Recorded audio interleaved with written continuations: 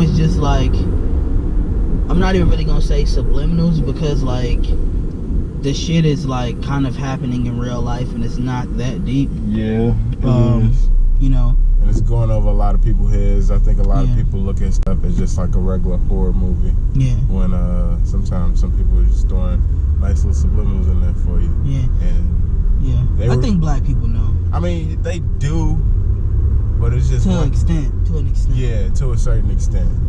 Because when you go out here in the streets and you have conversations with people, it's still not.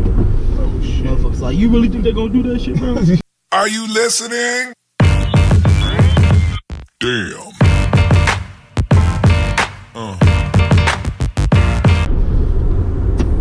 Welcome to Quality Konvos, episode 9. Yeah. We are back.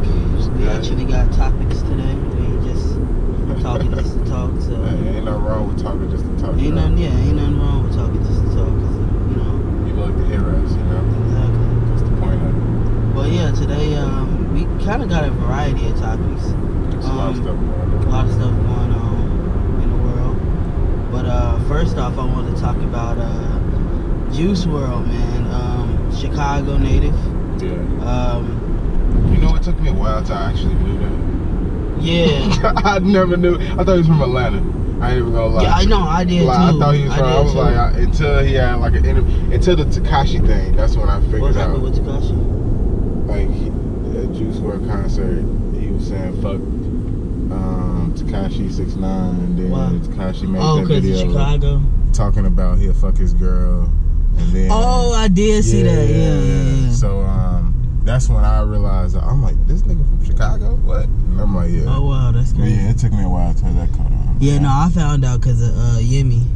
Oh, true. Yemi was just like, oh man, like he went to HF. I'm like, oh wow. Oh, you from the burbs? No, he from the city. Okay. But he just went to high school at HF. Oh, true. I don't know how that works. But that's a long ass commute. Yeah, hey, I don't know. I mean, I think he moved out there. Like I'm assuming he moved out there and went to HF, but he's like from the city. Cool. I don't know.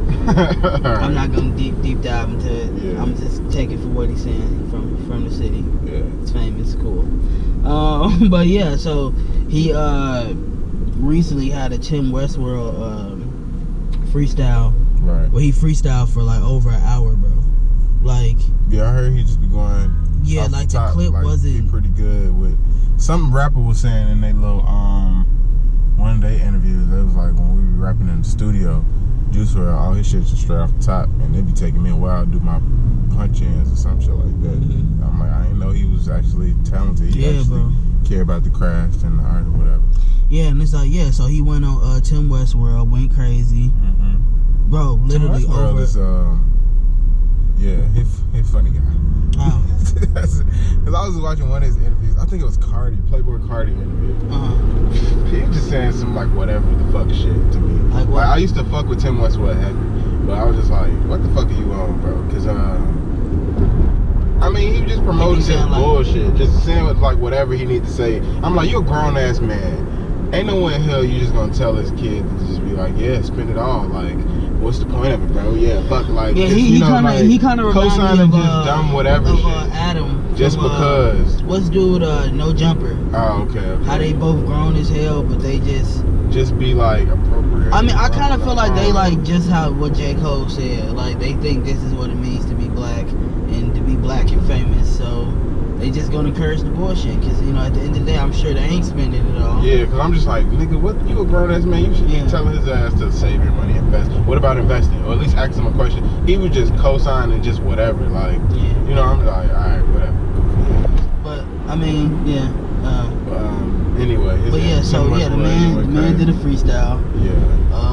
Then he went on Funk Flex even more recently, and did another freestyle. So. Everybody know Juice WRLD can rap now, so that's crazy. But it's not like his regular music is weak. Like he actually is talented. Like you can hear the talent. But it's just like, how do you feel about rappers being able to like actually rap, but not trying to go the lyrical rap? Like, how do you feel about that? I don't know, because what do you mean trying not? Because that's the same thing where I heard about this thing with Uzi, or like I just even seen another artist. It was a thing where I seen on Instagram with Tory Lanez, like an old video when he was young. He had bars. He was like in a little freestyle thing, yeah. But not saying he don't have bars or whatever. Yeah, now. I'm saying like, or like even let's get back more so Uzi. Yeah, it's just like I'm like Tory Lanez been spitting on his album. Now more so Uzi, but I don't think he didn't sound as hot as he did back then. Yeah. As he do now. I think the only thing he had that was raw was saying. That's the Tory. I mean some other stuff. He had some other stuff. But wait, who are you talking about? Tory. What do you mean? I mean, I fuck with. No, he definitely. His newest album was like you tweaking. Nah, I don't know. I stopped listening to him after a certain point, or like I used to. After he had that little thing when he would say. I mean, maybe that was just when he was at his peak. Like all artists, they just had their peak. I mean, his last album was pretty big. I don't know. I didn't really look into it. Like a lot of people fucked with it. I don't know. I don't know. But it's not into him. Yeah, maybe so. But it's certain things I am into. But one thing I'm not with the whole Juice WRLD shit. Like, I mean, certain songs I listen to of his too. I ain't gonna front and act like I'm just listening to all his newest shit, because I'm not. Because some of that shit is just a little too depressing. Yeah. Just not. Yeah, I just can't listen to it for too long. Yeah. But yeah, I mean, I know he can rap. Niggas like Uzi. I don't know how I feel about it, because I'm just like, shit, that was terrible. I don't know how I feel about it, because I'm just like, I only listen to a certain caliber of niggas. And a lot of that shit I only listen to when it's convenient, or when it's, when it's time to listen to it. So, yeah. I mean, if you're not spitting shit that I'm trying to listen to, then, I'm only gonna listen to your music when it's a time and place for it. So, I just feel like it kind of just shows what's, damn, we got over here fast. Yeah. But it kind of just shows where we at in hip hop. The fact that people do have this amount of talent, but they choosing to rap about other shit. And I'm not gonna say like he's clout chasing or anything, but it's just like people only gonna rap about what's relevant, And I feel like the bullshit gets a lot more attention than the lyrical stuff. I mean, we've been on that from though. the masses. So I feel like that. I mean, that could definitely influence people to rap about certain things. So it's like, I feel like that could be the case with him. I mean, you went to HF, so you're a smart guy. I mean, not to say that they don't take drugs and whatnot, because like we, poor people and rich people suffer from like, drug abuse. Prescription drug abuse. But it's just like, I don't know. Sometimes I just wonder why people like, choose to focus on what they focus on. But that's neither here nor there. What you mean? You trying to say he dumbed down to himself? That's what you're trying to say? Well, he's dumbing down to his music to try to fit in with what's going on today, or maybe that's probably the way he likes to rap. That's probably he's probably influenced by certain. And I understand that, but I'm saying like it's definitely a possibility. I mean, I don't listen to his music like that. You listen to his music more than I do. Yeah. Are there not bars in his shit? Because the only thing I know is the catchy shit. I know that the love that I gave you, and that song there was just all emotion shit. Yeah. It was just straightly like, this girl broke my heart, so let me pour my heart out on this record. That album was pretty much what that was. And I'm not like, I definitely like what he's doing. Like, he has talent in what he's doing now. So I'm not saying that it's weak or anything. Like he's definitely like better at most of the dudes that's trying to hop on that wave. He's actually talented and he seems genuine. But I'm saying like, I'm sure that's not all of who you are. But at the same time, what are you expecting of him then? What do you expect him to be like with J. Cole? Well, no, that's not what I'm saying. So what I'm saying is that was obviously a themed album, because pretty much that whole album was about heartbreak, drug abuse, and shit like that. Right. That's not to say that he can't switch it up in the future. I'm just saying that could be the reason why people choose to go that route. You know what I'm saying? Because that's what gets buzz. I mean, well, maybe that's just how that nigga felt, because he got his heart broken. I mean, right, that's a possibility. But I'm saying like that's why I say I didn't say it was. What did Yachty come out as? Like, did he come out on some like? He didn't come out on some heartbreak. No, he came out on some one night shit. Yeah. I need you one night. Yeah. Well, he just came out on some young shit. Hold on, time out. Is that a cannabis? Yeah. THC. Wow. Yeah, they definitely illegal, have, y'all. They got a THC medical cannabis center in Chicago. Yeah, that's crazy. But my thing is like, I mean, but even with Yachty, like Yachty is part of this new generation, and Yachty, although he rap about a bunch of young shit, he's a young man. He don't be talking about drugs and shit. Like Yachty is himself in his music. You know what I'm saying? Like I said, this is not to discredit Juice WRLD or whatever. I don't know his personal life, but I'm just saying, like, if I was to start rapping tomorrow, what you think I'm gonna rap about? Probably the dumb shit, because that's damn near how you catch a buzz. I feel with like. Would you really though? Would you really get out here and cap like that? Just knowing your personality, would you really get out here and just cap like that? Like, or what type of dumb shit? Like that you like a runaway from the plug gangsta ass? Well, see, I ain't finna be on that because I live in Chicago and I know, like, I'm too well versed in that shit to be playing games. Right. But like, shit, anybody can pop a Zanny. You feel me? You ain't gotta be no tough guy to do drugs. So I mean, you know, I can give me 2 styrofoam cups with some motherfucking you know, Faygo or some shit, and I can play that role like everybody else is. Because you know, because a lot of these rappers, hey, and you see how many meals he got on his shit. Yeah. So like I said, it's just, you know, what people cling to. You know, because a lot of people out here are doing these prescription drugs like idiots because they actually believe these niggas. Yeah. But, you know, like I said, you know, I don't know how often he does drugs. He don't. I mean, you know, it is what it is. But I'm just saying, like, that could be a reason why he doesn't spit bars that he's capable of spitting, or maybe he just, that's what he want to talk about. I mean, maybe he's saving that for later. Who knows? You know, it's his prerogative. I ain't gonna, you know, disrespect it. I actually fuck with, you know, his music, so it is what it is. But I always do wonder why, like, some of these rappers that actually can rap do what they do, because even when you remember with Tyler, like, Tyler the Creator, like, admitted, like, he was talking about half the stuff he was talking about when he first came out because he knew it would get him a lot of attention. All that devil worshiping, all that, like, you know, rape shit, all the, like, crazy stuff he was talking about. Okay. He literally admitted, like, I rapped about this because this is gonna get me the most attention. And now he's making things like Flower Boy. So, you know, we been knew Tyler was, you know, creative and talented, but still, like, yeah, well, shit, some of us.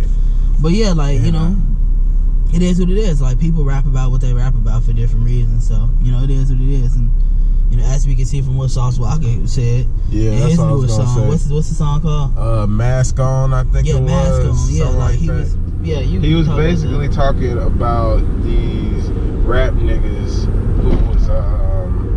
I mean, he was talking about like them as college ass, fake ass, schoolboy, educated ass. 2-parent household. Right, good family coming from, you know, all that type of shit. Rappers just, you know, just running away with this persona that they're these big and bad, you know, tough drug dealers and ran off from the plug, this and all this, that, and then, you know, this is what y'all really, like, I've been doing this, basically. He been trying to say, you know, basically. And then I've met y'all dudes in real life. Yeah, right, basically. And then I see that y'all nothing like what y'all say y'all raps, but y'all getting known from this. So basically, we're just in a generation where you can say anything and pretend to be anyone and you'll pop, or potentially pop. So, you know, I mean, that's a dangerous thing, but, you know. You know, another thing this remind me of, too, is Bobby Smurda just had an interview from jail. Oh, for real? By who? And, by who? It was, like, This Is 50.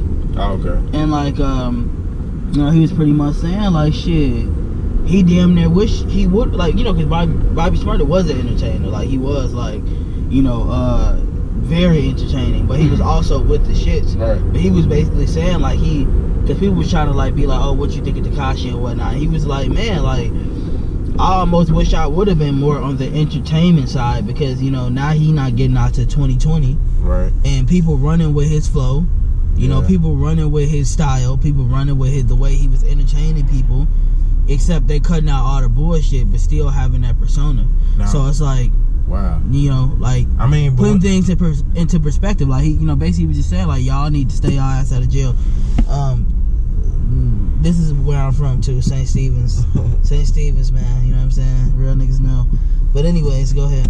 But no, though I was gonna say, how do you think the game is gonna be once he get out? Do you think he's gonna be bigger than what he once was when he? Oh yeah, Bobby Smurda is one too. Cause I'm like 2020 is low key not that far, cause 2018 almost over. Yeah. If you want to say that. Yeah, literally, no, it is. And then, you know, so 2019, 2020, that's not that far away. So, what do you think his impact is going to be once he gets released? Bobby Smurda is going to fuck the streets up.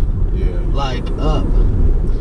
Because he's, you know what? I'm going to just go ahead and say he's going to be a more mature Bobby, or you think he's going to still be on the same bullshit? Shit, when you do real jail time for real, you put things into perspective. I mean, and even just the way he's talking, he's not an idiot. You know what I'm saying? I mean, but he didn't did the time, so now he can really, you know how, isn't it like once you do the time, you kind of talk about the shit because you did your paid your debt to society type shit. Yeah, but that's if you're a fucking clown. Like, you know what I'm saying? Like, so, when you did some time and you ain't really like cool with all that, like.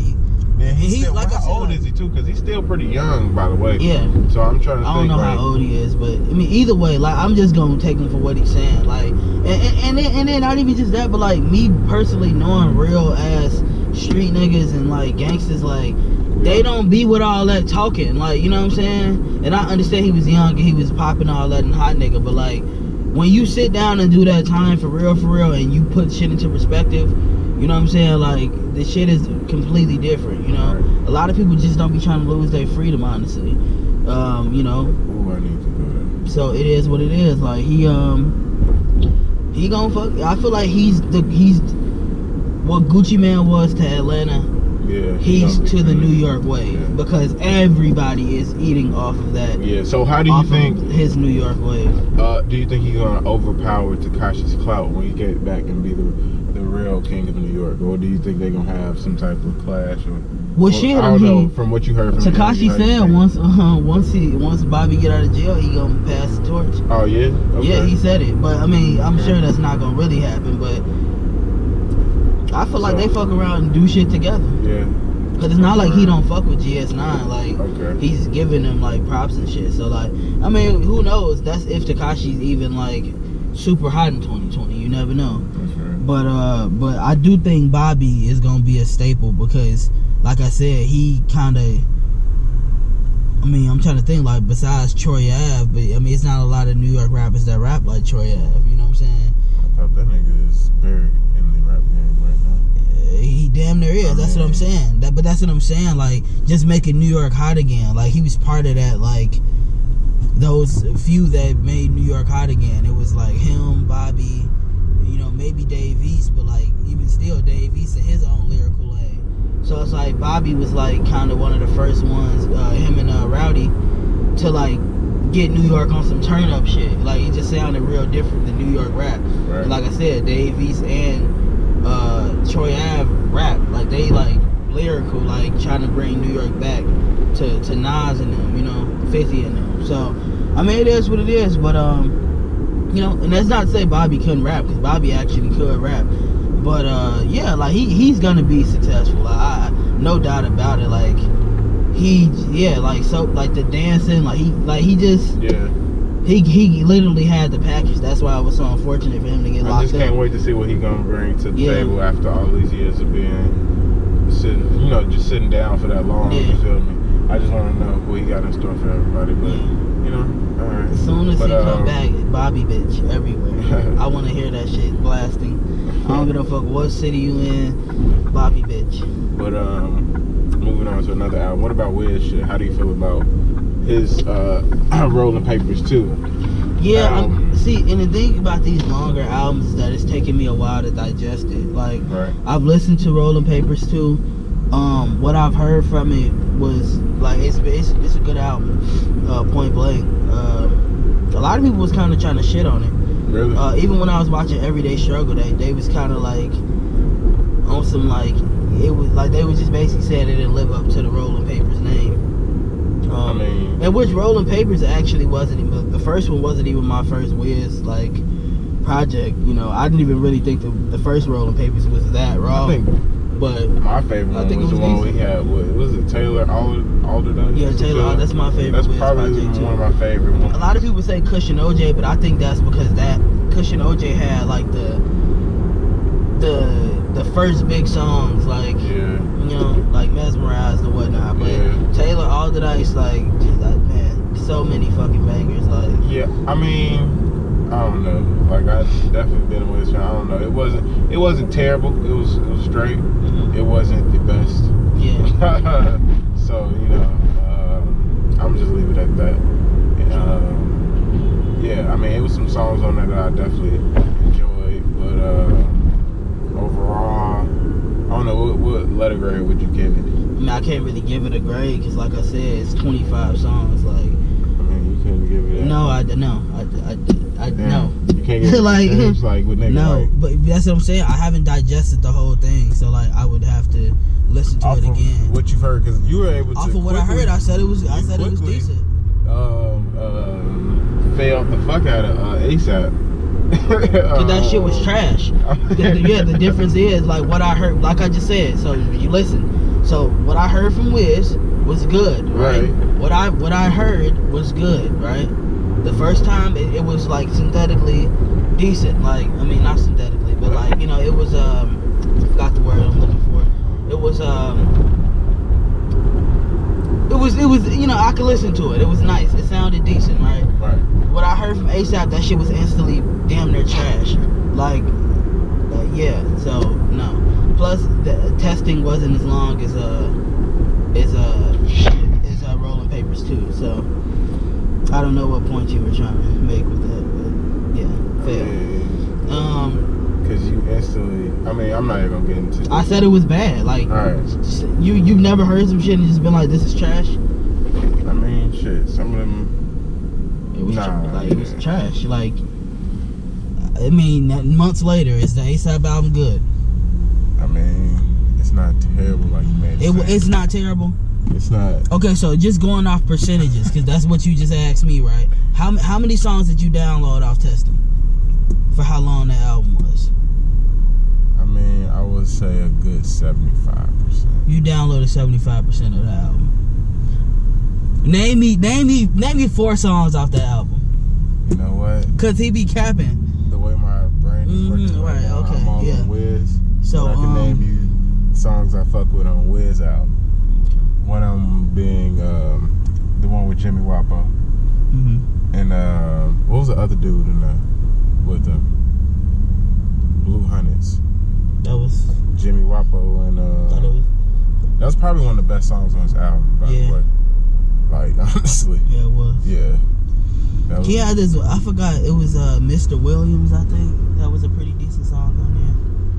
It was the dude that was on there. It was like some XXX in his name. The 2 songs he had on there was pretty straight, from what I can remember. But like I said, I haven't really been like going back to listen like that, because like, I really haven't just had time to sit down and listen to them 25 songs, you feel me? But like, I've sat down and just like, people then picked out like, oh, this song decent, this song decent, this song decent. But I haven't like, really sat down and just listened to it.